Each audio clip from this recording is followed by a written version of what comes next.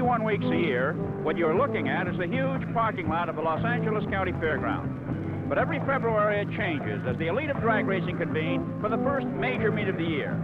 It's like a fashion show to the mechanically oriented. What's new, what's right, and what's fast are premiere. Sort of a will wide lapels and cuffs be in to the closed conscience.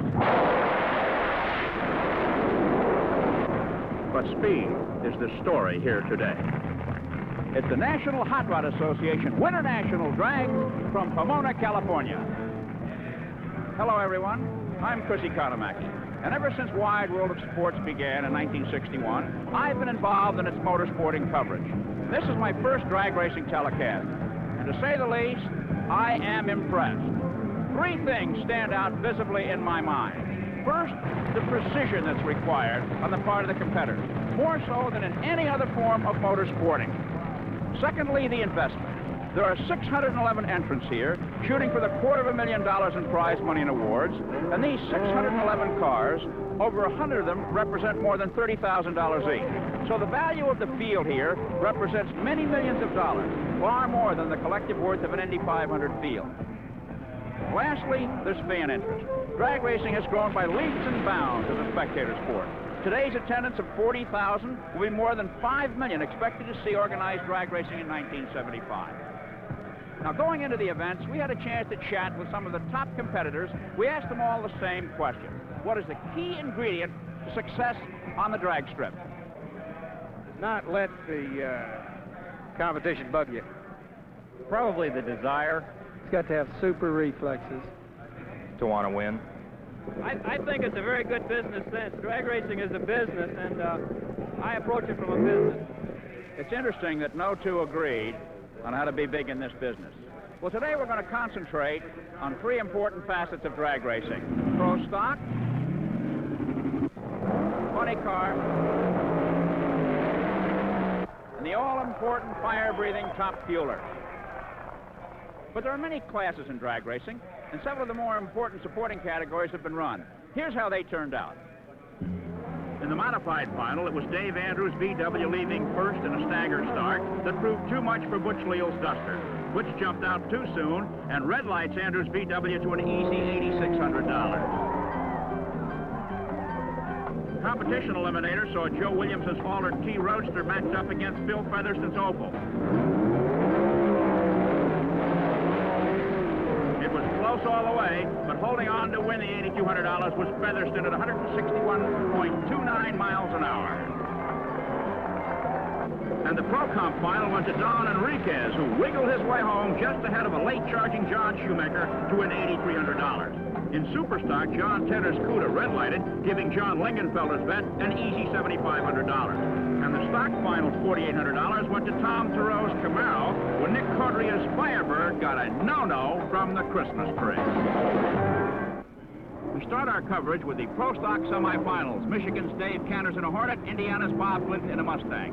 Remember now, the man that gets to the far end of the strip first makes it to the finals where the big money is. The staging lights show the cars are both in position.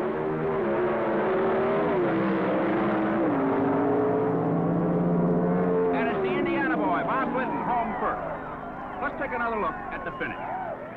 Down the strip they go, this 1,320-foot quarter-mile strip. Glidden arrives first in less than 9 seconds at 153.84 miles an hour. That from a standing start. Tire burnout's an interesting, exciting, and necessary preliminary to all drag racing. It cleans the tires and makes them tacky for better traction. Wayne Gap of Michigan, the fastest qualifier, a four-door Maverick, going against three-time Winter Nationals champion Bill Grumpy Jenkins of Pennsylvania. The winner meets Glidden in the final. They're staged and ready to go, and everyone is waiting to see if the fastest qualifier, Gap, will beat the pro, Jenkins. Jenkins red lights. He's off too early, and he gives it to Michigander Wayne Gap. Here's another look from behind, and there's the red light. Well, not everyone here at Pomona is concerned with speed today. We'll be back for the Pro Stock finals before this man pedals his quarter mile.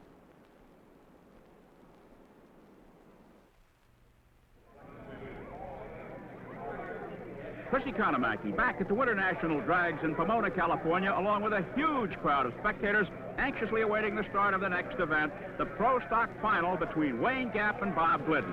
Earlier, we had a chance to chat with both of them. First, Wayne Gap. Wayne, what is different about Pro Stock dragging, let's say AA or funny car?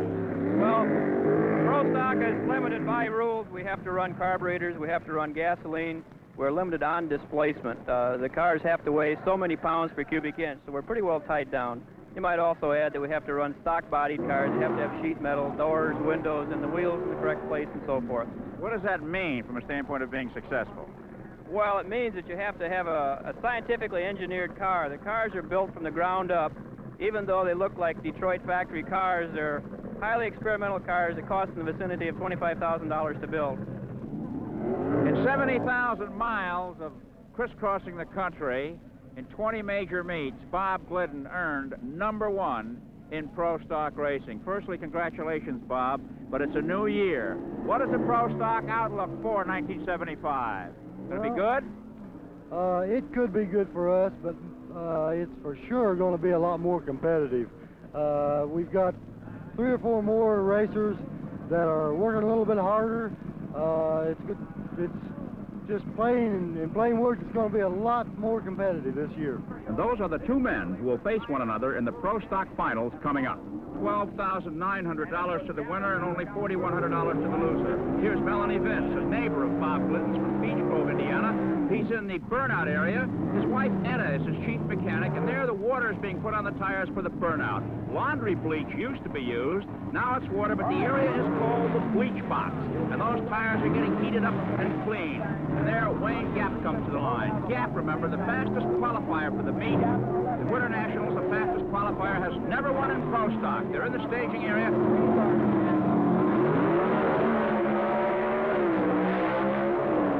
It's Glidden on the inside. Gap in the far lane, and Bob Glidden does it. And there, Melanie is really happy for her Indiana neighbor.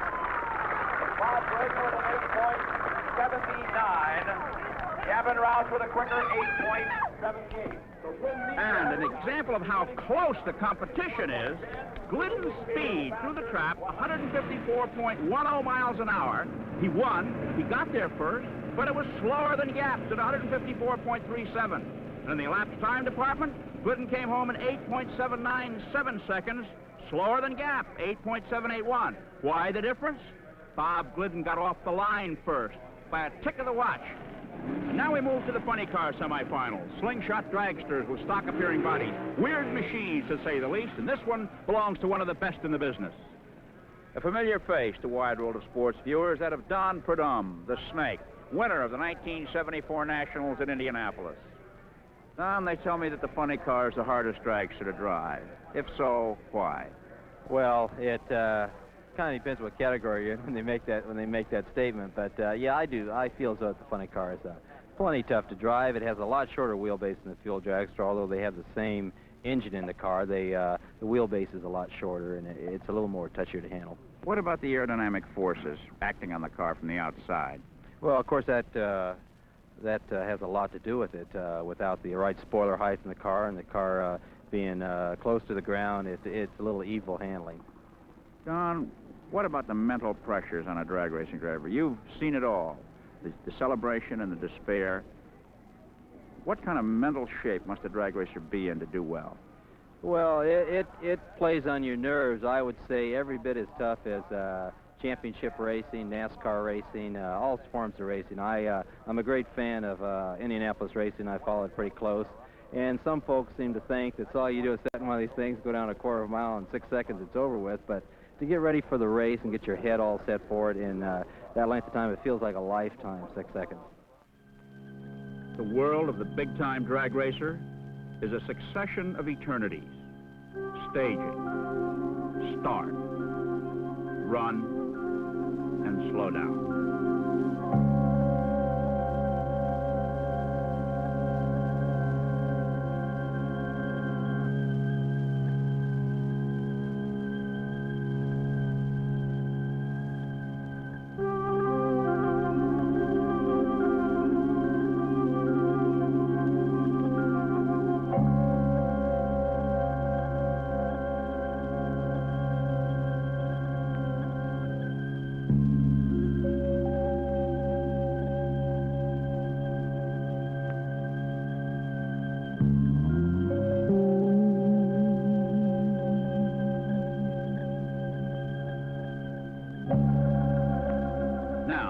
adds still another dimension, another man in another car.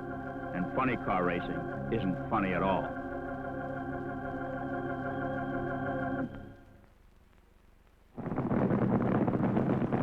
Green Elephant, the car of Mike Miller, a young Mountain Lake Terrace, Washington driver, in the bleach box. And look at that fat, soft rear tire. These tires have 5 to 7 pounds of air pressure in them, kept that way so they get as much bite as possible on the asphalt surface.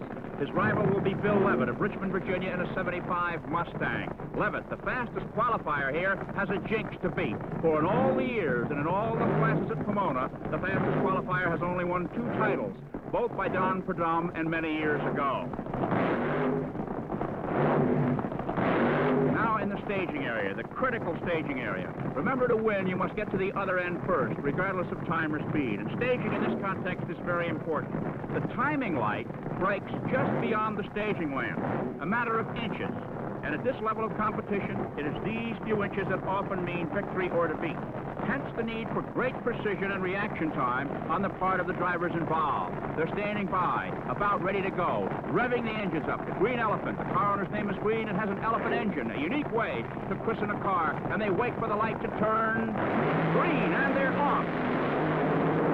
Levitt swivels, and it looks like the jinx is beating Levitt as Miller goes down in a beautiful run. 6.447 seconds for Mike Miller. The speed, 212.79 miles an hour. Over 200 miles an hour from a standing start. Miller moves to the finals. And in the second semifinal, it's going to be the Army versus the Marines. Yes, the battle for recruits extends to the drag strip as Don Perdum has the backing of the khaki, and his rival, Charlie Thurwanger of Lubbock, Texas, is spurring Marine enlistment. Neither driver is a serviceman. It's also going to be a Chevrolet Pontiac battle, as Perdum's car, a new Chevy Monza, is going against Thurwanger's Pontiac Grand Am.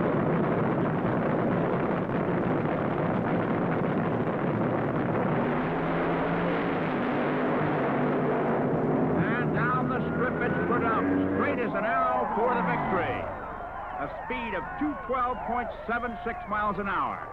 Let's have another look. Watch Thurwanger in the right lane. He gets a little bit sideways, and right there is where he loses it, as Perdum goes down to beat Miller in the finals.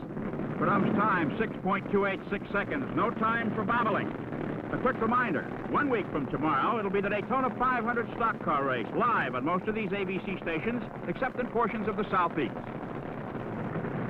At Indianapolis, the garages have light, heat, running water, and air conditioning. Not so in drag racing. Here's an example. Gary Durbin's car suffered a compression leak in 3 of its 8 cylinders. He has 3 hours to do a major engine overhaul. His engine is spread out over the hood of his tow truck. Here's the cylinder head, the exhaust header, the supercharger, and his mechanics are re-ringing the pistons and rods on the far side. Down here, the car itself, and Gary busy honing the cylinder walls, standing on this parking lot of the fairgrounds here at Pomona. He's under extreme pressure because if he doesn't finish this work in time, all the work will be for naught. Just an example of what today's drag racer goes through to be competitive. Now let's move over here to the pre-stage area and chat with the fellow who faces Don Perdum in the funny car finals. You got a serious look on your face, Mike. Going against Perdum, I guess, is probably the toughest guy you could face, huh? He's tough, but I'm not really worried about him. I mean, I feel that if the car's up to snuff, we'll win, and I think it is. And the snake's just like another guy as far as I'm concerned. Yeah, I'm sure I'm better.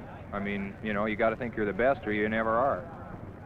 The face-off between Miller and Perdum in just a moment. No matter the sport, I'm ready for big plays, big... The funny car final, Mike Miller in his Green Elephant and Don Perdum in his Army wagon, as the nitroglycerin-based fuel makes the exhaust flicker. Mike Miller, who has never won a title, is a contemplative man whose nerves, ability, and confidence are under severe test as he faces his last 6-second eternity of the day. 13,600 to win, 4,500 to lose. And Miller in trouble early as Perdum streaks for the line, win the title. Poor Mike Miller, a top driver, but just can't seem to get that first national win. Let's have another look. Off the line, Miller's car suddenly veers sideways. He's trying to gain control. He crosses the line. That's a disqualification, but he'd lost the race already. As Purdum's car, like it's on rails, pops the chute, and another title for the Snake. Here it is from another angle. And there's Miller having trouble maintaining control of that high-powered car. The strike of the Snake, 6.243 seconds, 226.7 miles an hour. Now let's talk to the loser, Mike Miller. Mike, what happened? Biggest tire we had. I thought it'd hold, but it didn't. Tire cost you the race. Smoked the tires, yeah. Bummer. Oh well. Gainesville's next. We'll get him there. I think. You tired of losing? Yeah, I'm sure tired of it, that's for sure. Smoked the tires, right? So, it's a familiar picture that we see so often on wide world of sports. Tough break, Mike. Yeah, I know. The man who gives his best only to suffer the agony of defeat. And he ponders just where to place the blame, on himself or his equipment. I knew it was, I couldn't believe those big tires had come loose. What about Miller? When did you know he had trouble? Well, I really didn't know because, you know, you set in these things, you really can't tell what's happening. So I run my own race and leave the start line. As long as I don't see him, I'm happy. Thank you. Well, the big crowd at the Pomona Fairgrounds awaits the climactic competition in the top fuel category here at the National Hot Rod Association Winter Nationals. We'll be back to see these nitro-burning, fire-breathing slingshot machines in action a bit later in the program. But now, we leave this ear-splitting atmosphere for the quiet beauty of figure skating just a few hundred miles to the north. It's Jim McKay in Oakland, California.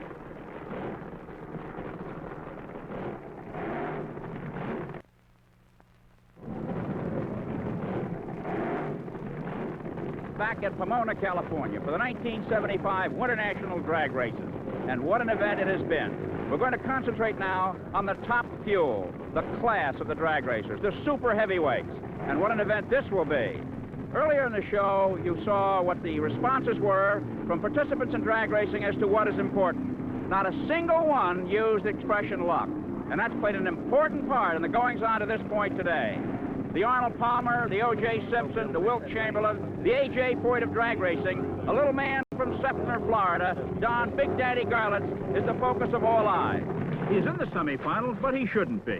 His first round luck started out disastrously, but in a matter of split seconds, Dame Fortune turned and smiled his way. Let's look back and see exactly what happened.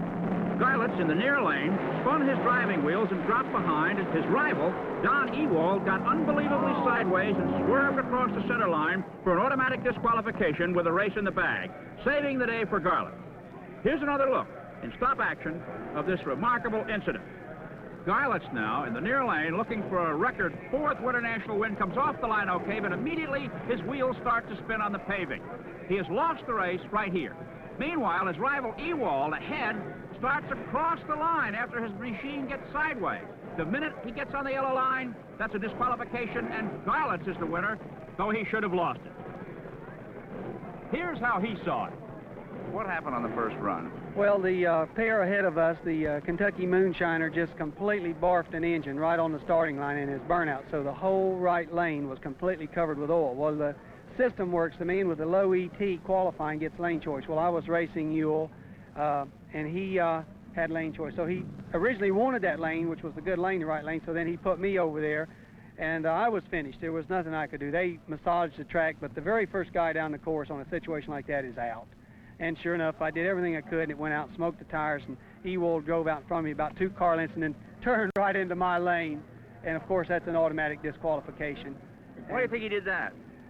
I think he was shook. I think he probably thought that I was right on his heels, and he was getting a little out of shape, and instead of lifting and coming back on course, he didn't know where I was at. I was about 2 cars back. If he had lifted, I might have caught him, but he didn't, and, of course, it's all history now. So Big Daddy went into the quarterfinals against Dick LaHaye.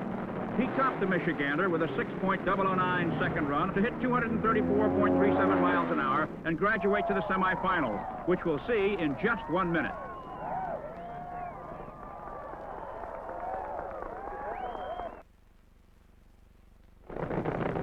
And the first semifinal will match Garlits, the Florida swamp rat from Sefner, and a Fountain Valley, California boy with a colorful name of Rick Ramsey.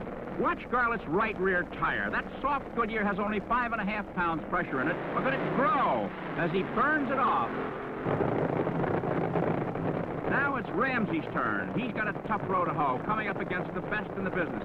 Garlits, a 3-time winner here at Pomona, is looking to make it 4. Now they go to the staging area, the critical part. The 2 left-hand lights set the stage light. They must be obstructed, and the right-hand light is the one that starts the clock. Now Garlits is about ready to move into the stage. Ramsey's car, the top of the screen, blocks the lights. He's staged. Now Garlits is staged, and they wait now for the signal to go.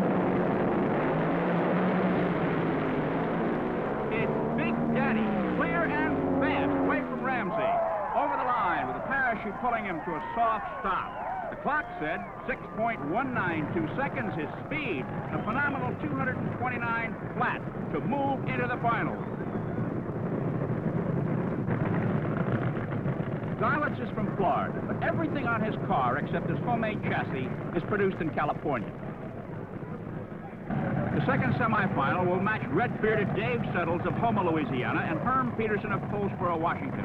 And these are the $30,000 to $50,000 cars, not including their travel rigs. The collective value of the entire field here at Pomona figures to be more than that of an Indy garage area. And as for return on investment, today's purse is $261,350. $13,500 in top fuel, $4,500 for the runner. Now let's watch this tire grow to maturity. And in a glimpse, you can see the stresses that the tires undergo during the burnout process. This long California day has been an extremely challenging one for the crews and the drivers. First of all, the weather, which started out warm and sunny, has been changing all day long. It's now cool. This means engine changing. And with the track conditioning changing, the tire pressures and clutch settings have to be revamped. Everything must be tailored to the conditions of the moment. Side by side, ready to go. Remember, the winner gets a shot at Garlits in the final, and it settles. The Cajun gets a shot at Big Daddy. The winning speed, 211.26 miles an hour. Now here's a look at the finish in slow motion. Every power stroke of the engine can be seen pulsing out of the exhaust. Old Redbeard goes against Big Daddy in the finals. We'll see that in a minute.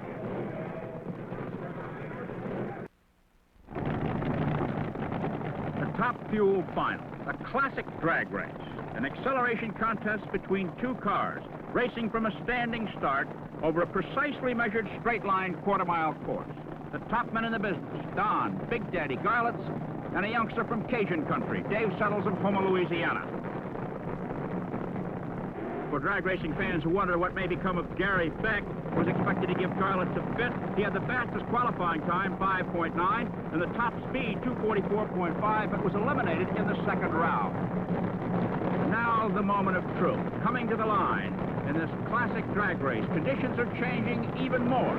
Storm clouds are moving in. The temperature has dropped way down. It is late in the day. Many fans have been here since 7:30 this morning, waiting for this moment. Settles blows it. He spins his wheels, and Garlits, his engine smoking, streaks down the line for an unprecedented 4th Winter Nationals title. And Dave Settles coats along at just over 50 miles an hour. And Big Daddy, Don Garlits, will have $13,500 to take back to the little town of Seffner, Florida, just outside of Tampa, where he builds his cars and buys his parts from California. Winter National title number 4, Garlits is the biggest drag racing winner in organized history. Title number 12 in national competition. Let's have another look at that. Off the line, and immediately Settles' wheels burn. That's fine in the bleach box, but no good on the strip, because the car virtually stands still by drag racing comparison, and the crowd goes wild as Don Garlits, the swamp rat from Seffner, wins yet another Winter Nationals crown. Going in, the Louisiana youngster said he so badly wanted to beat that old man of 43. 43? That ain't old. Garlits' winning time, 6.236 seconds. His speed, 223.88 miles an hour. Earlier, I said I hadn't been to a drag race for many years. But after seeing what took place at the Winter Nationals today, I'm hooked again. And there, two of the sport's top stars, Don Purdom, the funny car champion, and Don Garlits, Big Daddy, winner of the Top Fuel honors. And this is Chris Economaki saying, so long from Pomona, California. Be sure to be with ABC's Wide World of Sports Sunday version tomorrow as we bring you a highly entertaining acrobatic group from Nationalist China, along with the final qualifying race in the World Series of Auto Racing at 4:30 Eastern, 3:30 Central and Pacific Time over most of these ABC stations. The executive producer of ABC's Wide World of Sports is Rune Arledge. Drag racing produced by Ned Steckel, directed by Lou Volpicelli. Figure skating produced by Doug Wilson, directed by Larry Cam. Barrel jumping produced by Bob Goodrich, directed by Bryce Wiseman. Coordinating producer of ABC's Wide World of Sports is Dennis Lewin. Director of Program Planning, John Martin. Associate Directors, Norm Samet and Ronald Hawkins. Technical Directors, Bob Moore and Dale Sundholm. Stay tuned now, as the Reason Report brings you the story of Patty Hearst, 1 year later, following immediately over most of these ABC stations. Travel arrangements made through and a promotional fee paid by United Airlines. United, offering more wide-body 747 and DC-10 friendships to more cities across your land. The spirit of friendship service. It's catchy. Today's program was pre-recorded. I just found this morning. Yeah.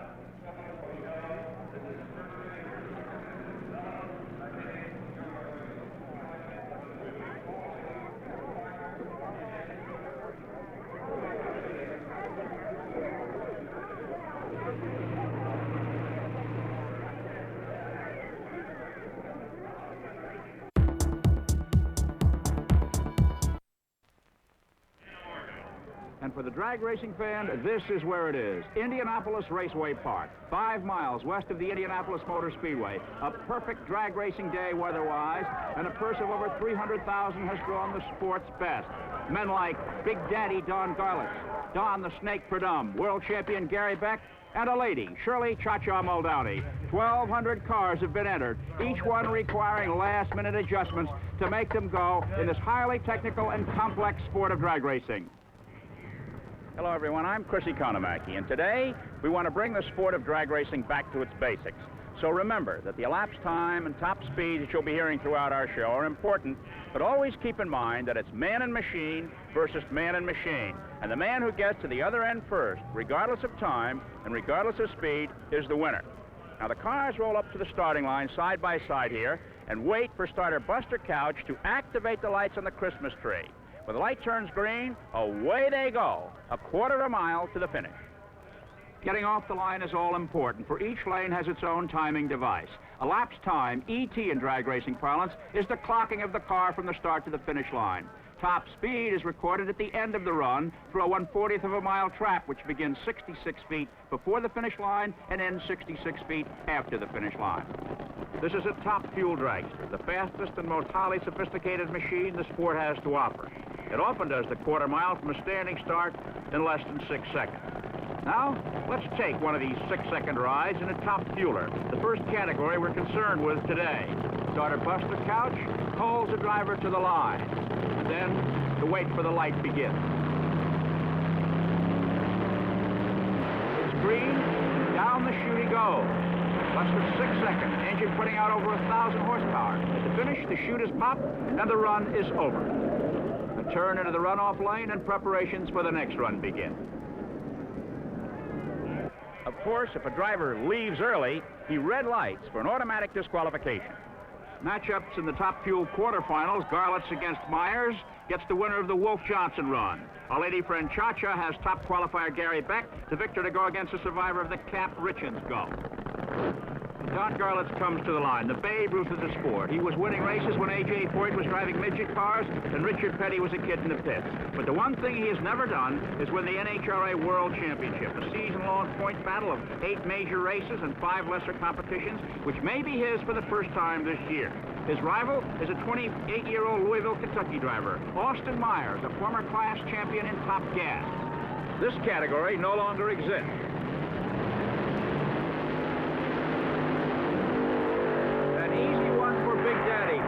Trouble, the engine blows. Look at the parts fly. So Big Daddy has trouble with the engine in his fuel dragster.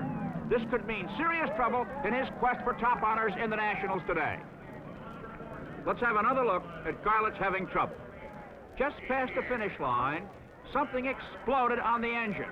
He kept it under control, and now we find that the supercharger has exploded and there are holes in the engine and oil is dripping out. The question now is, will he have time before the next round to make repairs?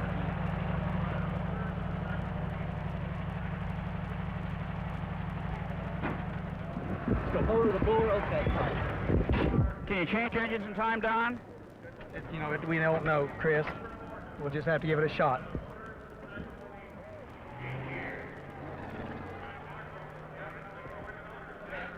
And so, a dramatic development here at Indianapolis with the explosion of a supercharger and the blowing of Don Garlits' engine. And on the track, oil from the hole in Don Garlits' engine.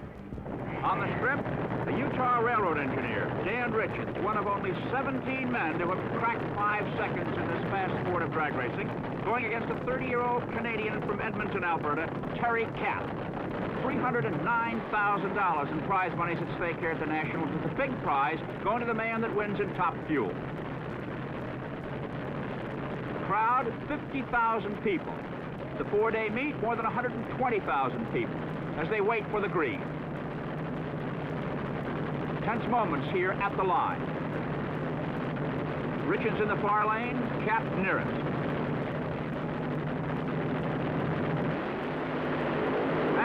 Richards is off to a bad start. He smoked his tires, allowing Capp to streak down for the victory. Capp will meet the winner of the next round, an interesting pairing between a man and a woman. Cha-Cha Muldowney against world champion Gary Beck. Let's move over and have a word with these two. How'd the name Cha-Cha emerge? Someone wrote it on my race car a long time ago as a joke in shoe polish, and it stuck, Chris. Happy with it? Yeah, it draws a lot of attention. The kids like it, and it's easy to remember. Muldowney's kind of long. What's the little gold I see there that's new around your neck? June Cochran gave it to me. It's a good luck charm, and I'm going to go out there and I'm going to win. Gary, come on over here. Gary, you look at that person on your left as a woman or as a tough competitor, or both? Well, certainly today, I'd certainly have to say a competitor. Shirley's run a 5-second run the first round, 5:99, and 6:01, I believe, in the second round. So we got our work cut out for us. No doubt she's a competitor. Well, Shirley, you know that he's watching your times. He rattled them off like they were his own. How do you feel about going against the world champion? Gary Beck's plenty tough, and if he gets by me this round, maybe I'll have to change the motor because I'm going to be out there trying. Oh, the best of luck to the both of you. In a moment, the battle of the sexes.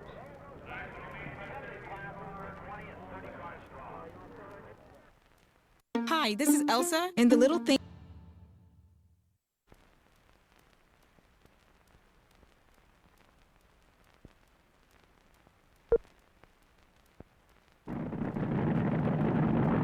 So our lady friend, Shirley Cha-Cha Muldowney, comes to the line.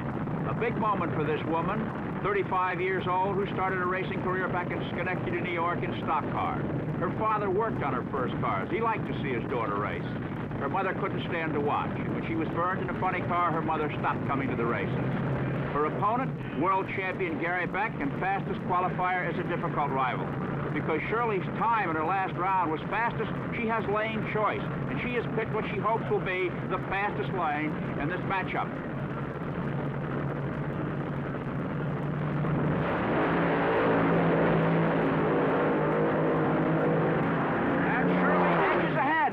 It beats the world champion as Beck drops back. A 6.01 run, and her crew is absolutely jubilant. Shirley makes it, beats Beck, and goes on in the round.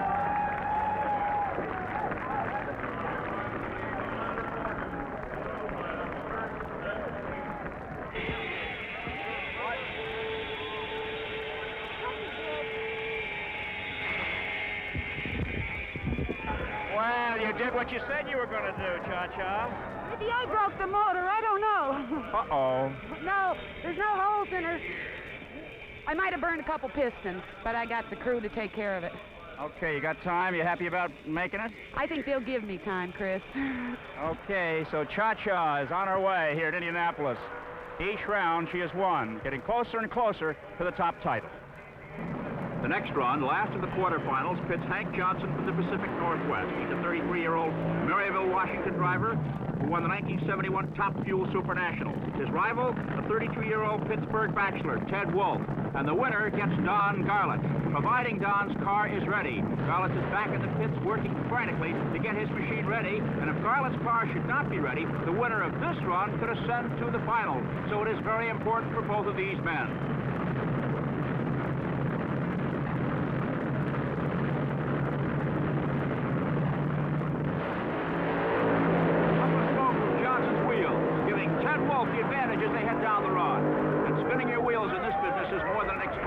It's defeat. So Ted Wolf, the Pittsburgh bachelor, gets Don Big Daddy Garlits in the semifinal. But Garlits' mechanical troubles are not behind him yet. He's working frantically in the pits to repair his car. Today could be a significant one for Garlits, for he has never won the World Championship, and victory today would be a big step in that direction. And should he win the World Championship, he's headed at retirement. I don't see my little 7/16 socket. I don't see my little snap-on ratchet. I don't see... Turn it on again. Here. If anyone can solve a mechanical problem, this master mechanic can. He revolutionized the face of drag racing with the advent of the first rear-engine dragster. For up until the early 1970s, the front-engine dragster was the standard of competition. Here's Don in a car of the late 60s, the engine directly in front of it. On March 8, 1970, Garlits suffered the worst racing accident of his career. His engine exploded in his lap. It cut the car in half and left him with half of a right foot. We talked with him about it earlier. John, you had an accident that left you with really only one foot. Did that deter you from continuing in the sport? No, a lot of people thought I'd quit, but I laid in the hospital for about 8 weeks with that foot healing because my other leg was broken in 3 places. And that's when I came up with the idea for the rear-engine dragster, which, as you well know now, completely dominates Top Fuel. And I vowed at that point that it was stupid for the drivers to sit back of those rear ends with their feet hung all over those clutches, and then the engine would blow up and fire would get all over the driver. And a lot of my good friends in drag racing that I'd come up with through the ranks had been killed. Mike Sorokin, the little Mulligan guy got it right here, you know, at Indianapolis. And all of those things just really stuck in my craw. And so that's why I came up with a rear-engine car, and I never once figured that I'd quit. I was mad about that because it was stupid. There I'd lost the biggest portion of my right foot for no reason, just for the lack of somebody just having the gumption to get out and engineer a better piece. And so master mechanic Don Garlits was faced with another challenge, getting his car ready for the semifinals. He spoke of safety, and safety is a major concern of the sanctioning National Hot Rod Association in all of its drag racing categories. I'm sitting in the cockpit of Dave Condit's impeccably prepared funny car. The NHRA rules stipulate that certain points of stress must be made of special materials, so as a consequence, the car is made of the best materials available. The driver is encapsulated in a roll cage in the event the car should turn over. He's back in here and protected, held by safety harnesses. In the event of fire, these red knobs release the fire bottles for the extinguishers that are mounted up front on the car. Around the transmission is a can around the bell housing, and behind the transmission is a fiberglass blanket that contains any parts that might want to fly should that unit explode. Right here, in the event of a fire, the driver hits this and CO2 comes back, cooling him off. And then, in order to get stopped, 2 parachutes are mounted out back. The controls are mounted in the roof. He has the option of using 1 or 2. So safety in NHRA drag racing starts with the car. And out on the strip, a quarter of a mile past the finish line, about a half mile from the start line, is this fire buggy. You've heard of beach buggies and dune buggies. Well, this vehicle is especially equipped to handle emergencies on a drag strip. It contains 4 fire extinguishers, 3 CO2 and 1 dry powder, and a 54-gallon tank of water and a hose. Staffed by a crew of 3 trained men, it has a pry axe in case they have to chop their way into the wreckage. It has a sheet metal axe for the same reason. And in the back, standing at the ready with the engine running, is a man suited up in his fire suit. And in case the vehicle has to really hurry, it has its own wing. And 3/4 of a mile from the start and a half a mile from the finish is the last line of defense. A 70-foot wide chain link catch fence, metal, covered with plastic, designed to contain a car weighing 3,000 pounds going 150 miles an hour. It's necessary here because of possible brake failure or when a car's parachute burns off, as occasionally happens. And one thing a driver should not do is attempt to miss the fence and go for the hay bales. The reason a hay bale is a bad choice for a car without brakes is for behind the last one, the friction reel is mounted on an iron pole embedded in cement, devastating to the underpinning of a car that might hit it. So, in National Hot Rod Association drag racing, safety at the starting line, at the finish line, and in the runoff area of prime consideration.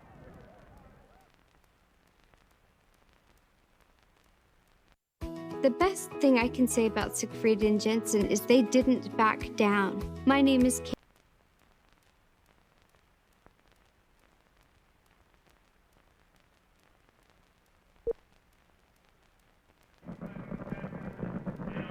And now to another category, the exotic funny cars. The semifinals matching Ray Beadle of Texas against John Lombardo of California. The winner to go against the top man of the Don Perdum Bob Pickett match. Ray Beadle of Texas comes to Indianapolis with high hopes of winning. He is the top qualifier. We've been following a lady in the top fuel category, Shirley Muldowney, the woman behind the wheel. Now, let's have a word with Mrs. Holly Beadle, the woman behind the man. When your husband's car goes to the line, where do you station yourself? What do you do, and what goes through your mind? When Raymond goes to the line, I'm in the truck. We have a tow truck that pulls the car to the line. I usually wait in the car. I just watch the car. I pray for him. And I worry a lot. The funny car, the most exotic and the most dangerous in all the sport of drag racing. Why? For many reasons. Firstly, it is a fuel dragster with a short wheelbase, hard to keep straight. The engine is directly in front of the driver, the worst place. And because of the light plastic body, it makes it difficult in the event of an accident to get the driver out, and in the event of a fire, it tends to be burned. There's John Lombardo in the near lane. They're on the line, ready to go, and down they go. Lombardo smokes his tires, and Beadle takes another step towards being the funny car champion.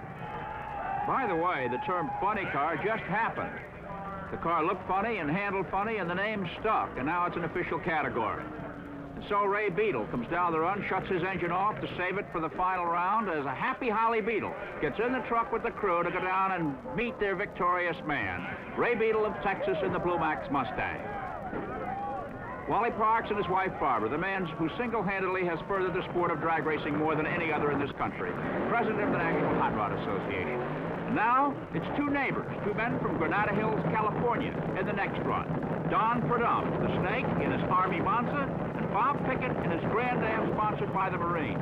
You might say, inter-service rivalry. And Perdum is shooting for his third straight Nationals victory. No one has ever won a Nationals title 3 years running. Pickett's car was built by famous drag racing pioneer Mickey Thompson. He's chosen the Pontiac Grand Am body, while Perdum likes the Chevy Monza body shell. And Perdum is off to a fine start, leading the Marine in the lurch, and it's the Army first across the line. Parachute out, and Don Perdum gets closer and closer towards winning a third straight U.S. Nationals Funny Car Championship.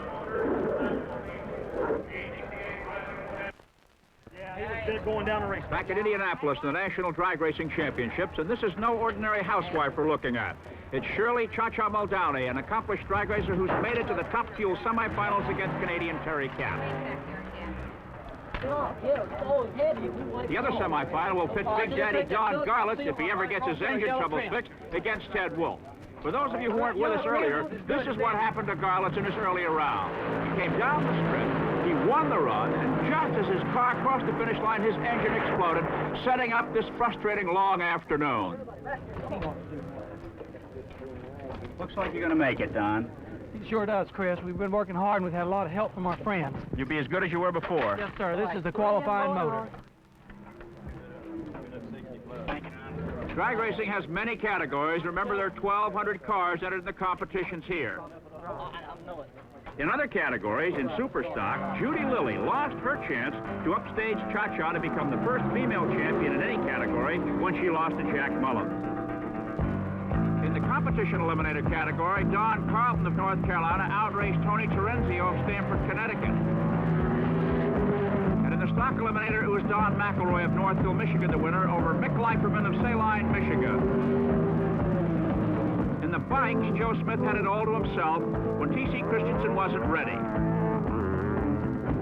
The modified eliminator crown went to Rick Barat of Noblesville, Indiana, beating Neil Marr. And in Pro Comp, Dale Armstrong of Torrance, California, beat Jed Coughlin of Columbus, Ohio. Most of these drivers will be headed next week for the World Finals at the Ontario Motor Speedway in Southern California. Well, all the cars don't make it to the finish line. Here's a wild one that happened during qualifying. It was in the top fuel category, and Dick LaHaye was in the right-hand lane. His car, for no apparent reason, just turned right across the lane, ticking his rival Jim Murphy of Milwaukee, going into the fence, turning over, and was broken in half. LaHaye suffered a broken left arm, and he had to be cut out of the cage that protects drivers from further injury. Here's another look. Down the track, and then, for unexplained reasons, it made a sharp right turn directly across the lane, ran over the parachute of his rival, and then checked the car before the car went into the fence and was destroyed. He also suffered internal injuries. In funny car qualifying, Earl Binns in the left lane started out and a problem developed and a wheel came off. His car turned and went right across in front of Ron O'Donnell and ticked the guardrail on the far side of the track. He was uninjured and brought the car down the track to a safe halt. Here's his wife, Vicki. What were you thinking about when your husband's wheel came off? I was scared to death. I didn't know what happened. I couldn't see anything. Well, I saw the wheel come off, and I saw a lot of smoke, and then we had to get into the push car, and from then on I didn't see him until we got stopped at the end of the track. Did you have a talk with him about getting out of this crazy business? I had a talk with myself, and I said I'd never come again, but I'll be here next year. There you have it. Canadian Terry Cap. Garlits has made it. He has finished his work, and his engine is in the car. The question remains now, what kind of work has it been? Will it give the 1,000 horsepower plus necessary to win one of these top fuel eliminators? Remember that Garlits is going for his first world championship, a season-long points battle. And should he win that crown, he then hints of retirement. The king just might quit. We may never see Don Garlits in Indianapolis again. His rival, Ted Wolfe, is optimistic. Been looking forward to this for some time. Had him 3 times. We've had problems. I won him. You got him. Big Daddy's on the line, ready to go. He's been working very hard today. And Wolfe in the near lane. This crucial semifinal round.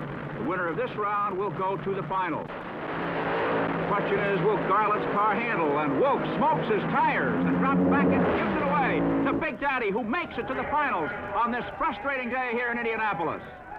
And so Don Garlits, the standard bearer of American drag racing, puts himself in the finals. He has been in 16 major event finals and lost only 3 times, having won on 13 occasions. And he comes around after all that work. His machine has done the job. Ted Wolfe, the loser, is in back. His 3 previous national titles here came in 1964, 1967, and 1968.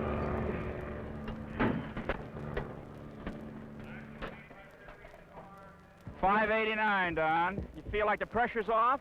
Yeah, we figured that engine was dialed, but you know, you never know on a quick change like that. But I was happy with it. I clicked it real early, try to save it because, you know, we got 1 more to go. And we want to do good if we possibly can. Have you had many days like this in all the years you've been at it? It's been a rough day, but it's been a very rewarding one. When the crew puts together a piece like that from scratch, a new injector, new port nozzles, everything fresh from the top up. Now, the engine was dialed from the bottom down. That was a qualifying engine, but the top is what makes it run. When the crew puts that together, it makes you kind of proud of your men. Congratulations, Don. And here's our lady friend, Shirley Cha-Cha Muldowney. And the more than 50,000 fans that stands here at Indianapolis Raceway Park today have come to realize that it might be a woman that wins the U.S. National. For the first time, a female victory is possible in any major drag racing event. She got to the finals in Columbus after defeating Don Garlits in the semifinals, something he's never forgiven her for. He's in the run-out area now as an interested spectator for her run. That was rewarding, wasn't it? That's new injectors, new ports, new everything, right? The men put it together right.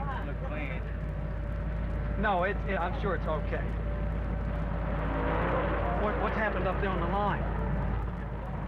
Oh, they're still. And though he may have never forgiven her for beating him in Columbus, he's already paid her $500 as a bounty he put on Gary Beck. Beck was the man he was frightened of. He offered anyone $500 who could beat him, and Shirley put him away.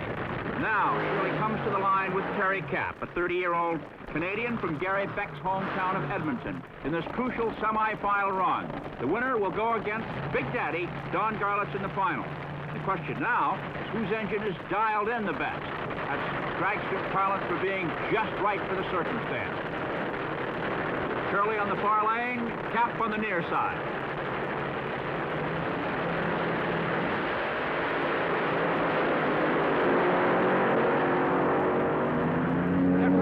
Start, Shirley wins it, but her engine is smoking.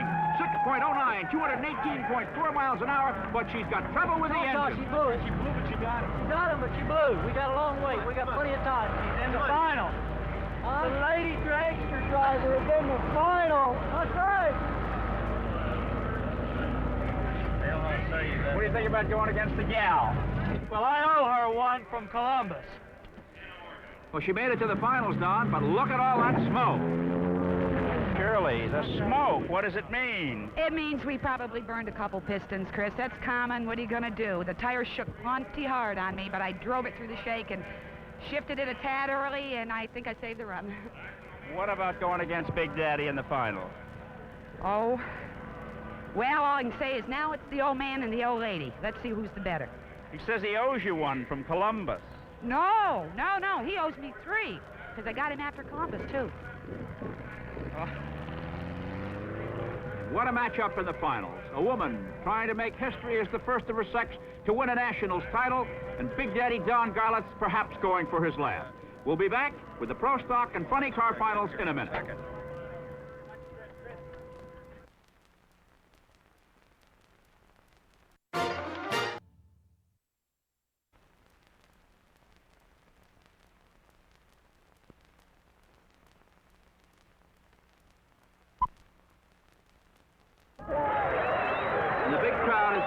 On Cha-Cha as this Cinderella rides her carriage back to the pit area amid 6 years of a throng of 50,000 at Indianapolis. And now for the Pro Stock final. Richie Zuhl's Camaro, Wayne Gap's four-door Maverick, going for top honors in this category. The Burnout, cleaning off the rear tires, heating them up to the proper racing temperature. Zuhl, a 28-year-old driver from Lindenhurst, Long Island, says in the New York City area he has to park his car in front of his house. Gap's four-door car has been very successful in this kind of racing. It's from Livonia, Michigan, the Auto Home. Now, on the line and ready to go.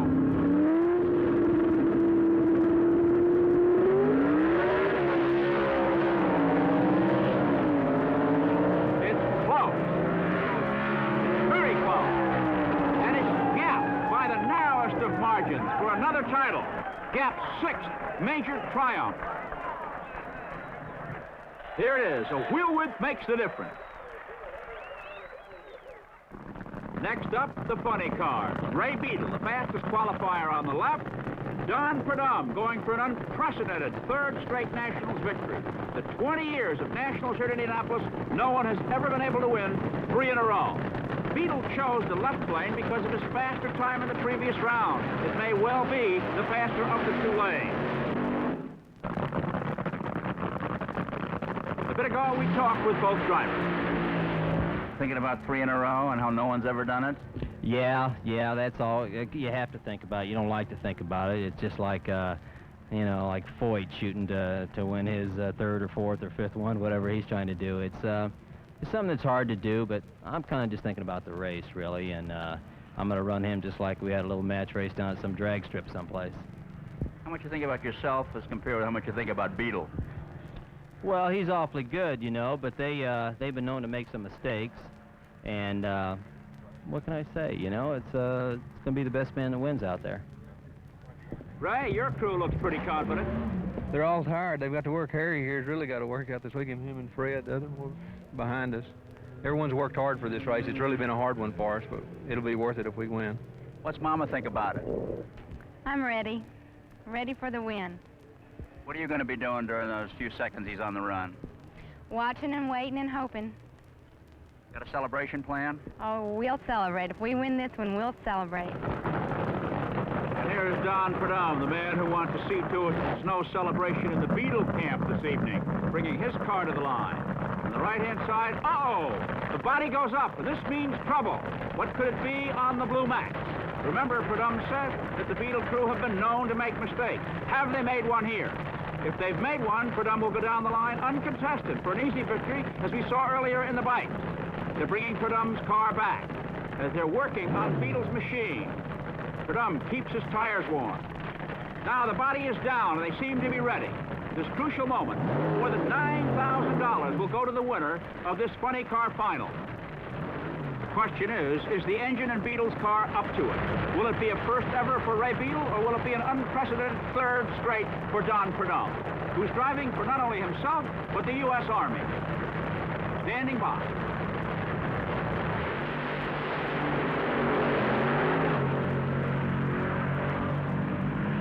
Very close. And Beetle surges ahead to dethrone Prudhomme.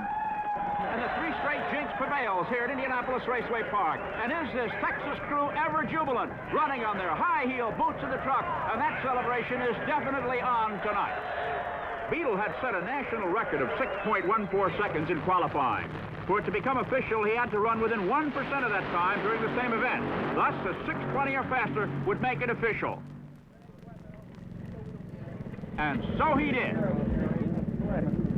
Turn around. Congratulations. Thank you, thank you. You said you were going to do it, and you did. What problems did you have at the line? Well, when I started backing up, I noticed it having a small oil leak, and I could just see the trail, and that kind of went across my tracks. And I didn't think Harry and them saw it, so I was trying to motion for them to see it.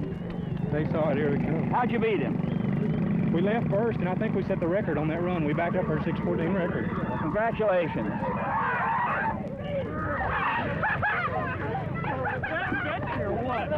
Beat him! 16. No way! You're doing so bad!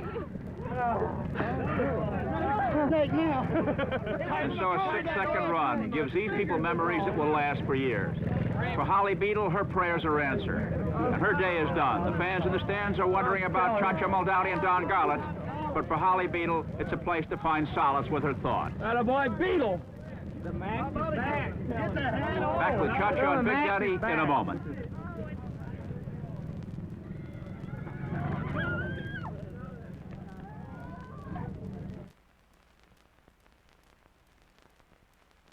Hi, this is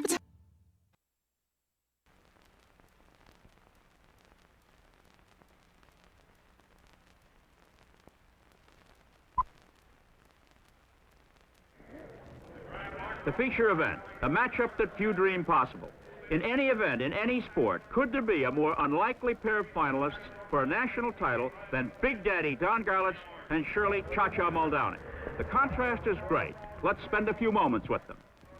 Well, Cha-Cha, how did it all begin? I used to be a terror when I was about 15 years old, and I used to race on the streets with the fellas before they had a drag strip in upstate New York. What'd your mom and dad think about all this? They didn't like it, but they didn't know I was doing it. I used to go out and try and start my dad's car while he was sleeping, drive it around the block, and that's really how I learned. And how did you get into the professional end of it? I used to work for a newspaper and worked at a restaurant, too. I just fooled around the small racetracks in New York and Maine, Massachusetts, and from there I just wanted to do it because I liked it. Not too many people wanted to accept me then, but I went professional 8 years ago when I got into the gas-powered dragsters. Well, Don, you've seen it all as one of the pioneers in drag racing. For you, how did it all begin? Well, for me, it began a long time ago in 1950, just a kid out of high school on a little hot rod Ford. And, you know, it's come from that, you know, racing on old abandoned airports to here at Indianapolis, probably the greatest race in drag racing. Cha-Cha, what's been the turning point in your career? I'd say when I met Connie Coletta. Conrad's a 3-time national winner. He's a very hard racer. Sometimes hard on me, but that's what it takes. And man's done a lot for me, and I think that's really when everything good started to happen. Well, there's Connie on the left with your crew, Cha-Cha. Do they mind working for a woman? Oh, no, for sure. They don't mind, but they catch a lot of raspberries in the pits. The fellas ask them where their mini skirts are and all of this, but, you know, they don't let it get to them. They really don't. I have a job to do. When I go to that starting line, I try to do it the same all the time. And I have some, you know, a few weeks' pay that depend on me. So that's what it takes to get the job done. Have you given any thought to what you might do when you retire from competition? That's a question I can't answer, Chris, because, you know, what am I going to do when I don't do it anymore? Don, we hear talks of your retirement. 42 years old, 25 years in the sport. World Championship perhaps in your grasp this year. If you were to win this weekend and win the World Championship, might you hang up your helmet? It's a good possibility, Chris. I've been at it. I'm 43. I've been in racing 25 years. I've made a lot of money. I've had a lot of friends. I've had a lot of good times. My family is pressuring me, you know. They say, you know, you've been doing it a long time and the chances are getting greater and greater that maybe you'll have a severe accident. I don't feel that I'll have an accident, but, you know, it's hard to keep going if you keep getting the pressure from home, you know. I got 2 daughters, 14 and 15, and if I win this World Championship and for NHRA, I've never competed in that. It'll just about give me everything that's ever been offered in the sport. I've won it. And I tell you, I'm going to give it some serious thought, because like I say, I'm 43 years old. I'll be 44 before the next season starts, and I'm really going to think about it this winter. Well, you got a big one coming up, Cha-Cha. I want to wish you luck. Oh, out of sight. Yeah, this is the hardest one. The old man's plenty tough, but he's afraid of me. And I've got the bad lane because he turned faster ET, and we could shake the tires. So it's anybody's race. Like I said, it's 50% luck once you get to this point.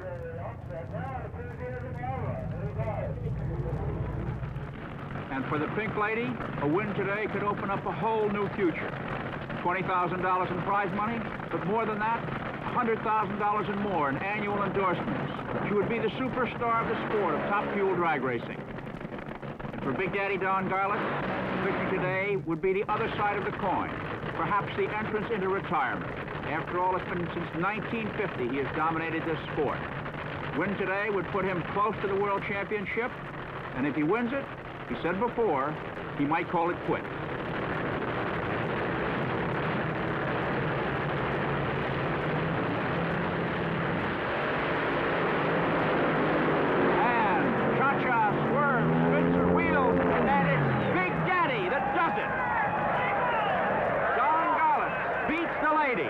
And wins his 4th national triumph here at Indianapolis. 5.93 seconds, 242.58 miles an hour for the man from Seffner, Florida. The swamp rat, they call him down there. And the class show as Shirley Cha-Cha Muldowney fails in the final. Way to go. All right. Well, in front again, huh? Yeah, looks like I did it again, Chris. Well, you sure did, and congratulations, Don. Maybe that World Championship will come your way this year. Well, I'm knocking on the door right now, that's for sure. That puts me about 1,100 points ahead of Beck. Did you hear the ET? Yes, Don, it was 593. And while you're taking your jacket off, let's have another look. Shirley had the bad lane, and at the start, she spun wheels and lost traction. Don, did you feel any special pressure going into the final, she being a woman, and the World Championship coming up and possible retirement? I've won the Nationals a lot of times and a lot of other races, and so that actually takes the pressure off of me. If I didn't win here this afternoon, I could say, well, I've won it 2 or 3 times. So, but somebody, you know, Shirley, you got to realize the pressure was really on her, because here she's got further in drag racing right now than any woman ever has. I mean, you know, runner-up, you got to understand that that's a fantastic thing. This is the U.S. Nationals. Shirley, come on over here. Congratulations. Oh, man. This was only the U.S. Nationals, and, you know, all those guys, where are they? I know that you just had it on kill, then. Well, you know. That's a compliment, too. Right, I didn't trust you. Never. Oh, what do you think? Did I make the final decision? Did I make the right decision? Ladies are disappointed they're supposed to cry.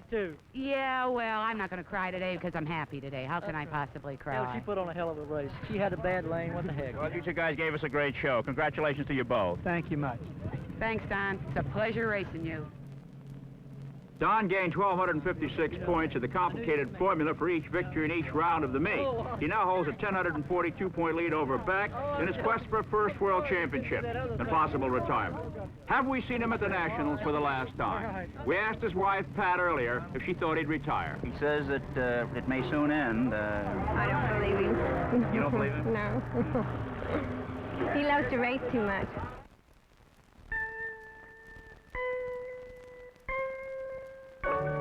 Remember to be with us tonight for NCAA college football as Ohio State and UCLA clash at 9 Eastern Time over most of these stations. The executive producer of ABC's Wide World of Sports is Roone Arledge. Coordinating producer Dennis Lewin, who produced the National Drag Racing Championships, which were directed by Lou Volpicelli. World Figure Skating Champions, produced by Doug Wilson in association with Candid Productions Incorporated, directed by Larry Camp. In Colorado Springs, our Associate Director Norm Samet, Technical Director John Allen. Join us for NFL football this Monday night, Dallas versus Detroit. Next Saturday, check your local listings for the exact time of ABC's Wide World of Sports in your area. Stay tuned now for the ABC Saturday News with Ted Koppel following immediately over most of these stations. Travel arrangements made through and a promotional fee paid by United Airlines, featuring bicentennial fare vacations to more of your land than any other airline. Come celebrate with United's bicentennial fare. Today's program was pre-recorded. It's been a long day, fellas.